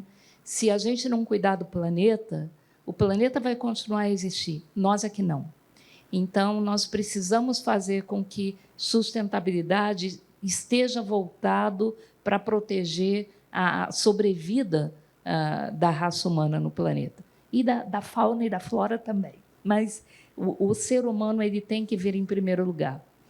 A IFRS Foundation, quando ela aceitou normatizar a sustentabilidade, ela resolveu adotar um modelo que ela chama de building blocks. Ou seja, eu não entendo de sustentabilidade, eu entendo de contabilidade, então não vou querer abraçar o mundo com as pernas. Vou fazer uma peça de Lego de cada vez, mas fazer bem feito, aproveitando aquilo que já existe no mercado, que é bom. Então, ela começou com clima, porque clima é emergência. E está aí a IFRS S2, que foi lá no mercado e pegou o TCFD. Ela agora está fazendo a mesma coisa para a biodiversidade e para capital humano. Então, ela está usando o TNFD, está usando o GRI e está usando a norma do SHIFT, também, que trata de direitos humanos. Isso está em fase final de pesquisa. Em dezembro desse ano, eles vão resolver se isso vai virar norma. E, se virar norma, aí vai entrar dentro do arcabouço regulatório, você vai ter a transparência, você vai ter os indicadores, a métrica, a auditoria, igual que a gente vai ter agora. Então, é um processo, né? Um passo de cada vez, uma pecinha de cada vez, mas a gente vai chegar lá. Obrigado, Vânia. Cacá. Eu não sei o que eu vou falar, não. Acho que não tem mais nada para falar. Não, mas a primeira coisa, assim, eu gosto muito disso que a Vânia falou, que o planeta, de alguma forma, vai ficar por aí, né? Eu não sei se vai ser um planeta habitável ou não, se vai ter flora e fauna, mas o planeta vai estar aí. Quem não vai estar aqui somos nós, né? Então, de fato, a gente precisa olhar muito mais as pessoas, precisa olhar muito mais o ser humano, né? Então, de fato, essa agenda que eu diria assim, a agenda SG é uma agência humanitária, antes de mais nada. A gente está falando de humanidade, né? Quer dizer, para onde que nós vamos, né? E de fato, se você trouxer isso para o mundo dos negócios, se a gente trouxer isso para o mundo dos investimentos, realmente é mais cômodo ir para o ambiental. Eu chamo de cômodo mesmo, porque é muito mais fácil fazer essa discussão ambiental, é muito mais fácil medir, é muito mais fácil fazer uma série de coisas. A única coisa que impacta a gente é quando a gente vê uma pesquisa que traz o social. E aí você chega à conclusão que a gente avança pouco em diversidade, a gente avança pouco em inclusão, a gente avança muito pouco no social. E eu diria assim, a hora que você vai para o mercado financeiro, eu vejo como uma tragédia, não é? Porque, de fato, a gente vê uma coisa absurda do quanto a gente está para trás nisso, né? Então, aquela coisa lá de homens brancos de calça azul marinho, camisa branca, olhos claros e assim por diante, é exatamente o mercado financeiro. E aí tem um lado que não é só a educação através do conhecimento que é suficiente. Tem uma outra educação que a gente não faz, que é a educação de incluir na sociedade. Isso não faz. E aí eu uso um depoimento pessoal para isso. Eu entrei no Banco do Brasil num programa de jovens aprendizes para famílias com necessidades financeiras. E o que eu mais aprendi dentro da instituição que eu entrei no Banco do Brasil não foi aprender a fazer a contabilidade, não foi aprender como é que se paga um cheque e depois como é que se faz um Pix ou qualquer coisa dessa natureza. O que eu aprendi foi ser cidadão. E a gente ensina pouco. E aí, recentemente, um amigo meu do mercado financeiro falou o seguinte: Cacá, nós fizemos um programa. E aí nós falamos, não, nós vamos buscar alunos, vamos buscar jovens e etc, etc. Só que aí ele pegou um menino que estudava lá numa universidade da Zona Norte e botou para sentar um que fez INSPER. Aquele menino da Zona Norte não foi incluído. Ele se sentiu pior ainda, porque ele foi lá para aprender mercado financeiro, mas ele não precisava aprender mercado financeiro. Ele precisava aprender outras coisas. Então, é esse cuidado que a gente tem que ter, e é isso que a gente não faz. Infelizmente, é isso que a gente não faz. Essa é a mais pura das verdades, da minha cabeça. E outra coisa, tem que quebrar bolha, né? A gente tem um monte de bolha. Tem um monte de bolha. Tem bolha da Faria Lima, depois, dali a pouco, tem bolha na Vila Madalena, tem outra bolha na Avenida Paulista. Então, a gente precisa quebrar essas bolhas e a gente precisa se falar. E a gente, para fazer isso, a gente precisa simplificar.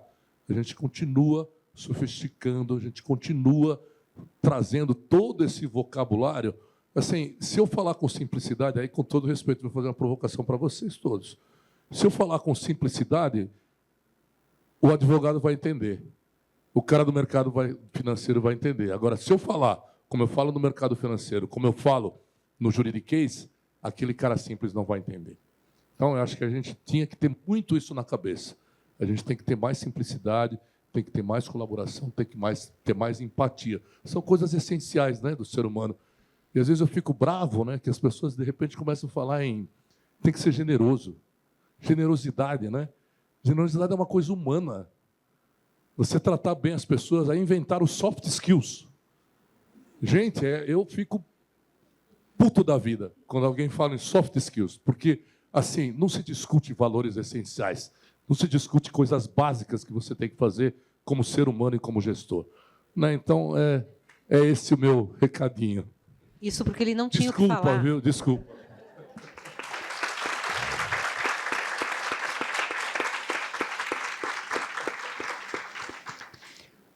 Muito bem, olha, minha avó dizia que quando é bom passar rápido. Pois é, o nosso tempo, tá certo, já até estourou aqui, tá certo, a produção aqui já está puxando a minha orelha. Fico extremamente feliz, tá certo, dessa participação de todos hoje. Não só todos vocês que estão aqui, mas você também que está online, né? Isso é a razão, vamos dizer assim, da gente desenvolver essas atividades. Vocês não têm ideia do jeton que a gente pagou para eles, né? Então, ou seja, a nossa comunidade é assim, né? Isso, ou seja, ativa, participante, generosa, viu? Tá certo? Generosa, né? Em compartilhar o tempo, não é isso? Em compartilhar as ideias, fazer crescer o conhecimento conjunto. E, claro, né, eu quero aqui estender os agradecimentos, em especial, para a Nayara, para a Vanessa, para a Sônia, para a Vânia e para o Carlos. É isso? Então, eu acho que eles merecem mais uma salva de palmas. Não é isso?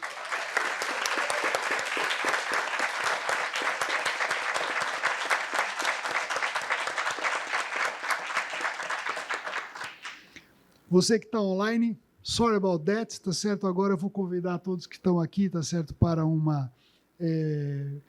coquetel, não é isso? Até tocou o telefone aqui, tá vendo? Tocou aqui o nosso horário aqui, não é isso? E eu findo aqui com os agradecimentos para a equipe que providenciou tudo isso, tá certo? Em nome da Lília, todos aqueles que trabalharam para fazer isso acontecer. Muito obrigado.